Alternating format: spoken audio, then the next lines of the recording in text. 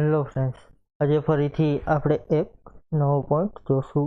તો સૌપ્રથમ આપણે અહીં ડેમો વર્ઝન આપણું ખોલી લેશું. હવે ફ્રેન્ડ્સ, આજનો આપણો પોઈન્ટ છે કે આપણે ઓટો બિલ કઈ રીતે નાખવા. એટલે કે આપણે જો ડિસ્ટ્રીબ્યુટર હોય તો અમુક વસ્તુ એવી હોય છે કે આપણી નીચે જે રિટેલર્સ હોય એને દર મહિને ફરજિયાત એ વસ્તુ વેચવાની જ હોય છે. તો એના ઓટો બિલ કઈ રીતે નાખવા એ આપણે જોશું. તો અહીં ટ્રાન્ઝેક્શનમાં જશું, એમાં સેલ એન્ટ્રી, એમાં આવશે ફ્રેન્ડ્સ અહીં ઓટો બિલ. અહીં કોટેશનથી તમે ડાયરેક્ટ ઓટો બિલ નાખી શકો. ત્યાર પછી અહીં સેલ બિલ આવશે. ત્યાર પછી ડેટ આવશે કે તમારે ક્યાંથી ક્યાં સુધીના ઓટો બિલ નાખવા છે. તો 1/4/22, 14/8/22. અહીં આપણે ડેટ 14/8/22 થી 25/8/22 લઈ લેશું. ત્યાર પછી બિલ ડેટ લઈ લેશું. અહીં બિલ નંબરમાં GB લઈ લેશું.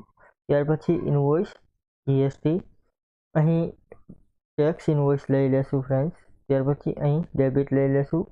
ત્યાર પછી અહીં બિલ ટાઈપ છે તો એમાં લેશું વાઉચર વાઇઝ. ત્યાર પછી ગ્રુપ નેમમાં ઓલ કરીશું. અહીં સિટીમાં પણ ઓલ કરીશું. ઓલ કરીને ઓકે કરીશું. અહીં તમે જેનું ફ્રેન્ડ્સ કોટેશન બનાવેલ હશે એનું તમને બિલ જોવા મળશે. અહીં સિલેક્ટ થઈ ગયું, ટેબ આપીને ઓકે કરીશું. તેના ઓટો બિલ જનરેટ થઈ ગયા હશે.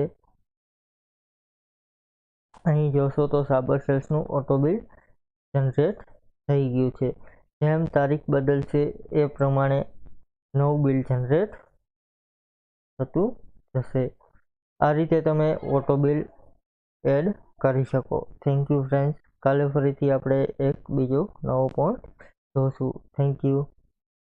ત્યાર પછી ફ્રેન્ડ્સ, તમને સેલ બિલ અહીં ટ્રાન્ઝેક્શનમાંથી ન નાખવું હોય તો અહીં ડાયરેક્ટ સેલ્સમાંથી પણ તમે બિલ એડ કરી શકો. ત્યાર પછી પરચેસ છે તો એમાંથી પણ તમે ડાયરેક્ટ પરચેસ બિલ એડ કરી શકો.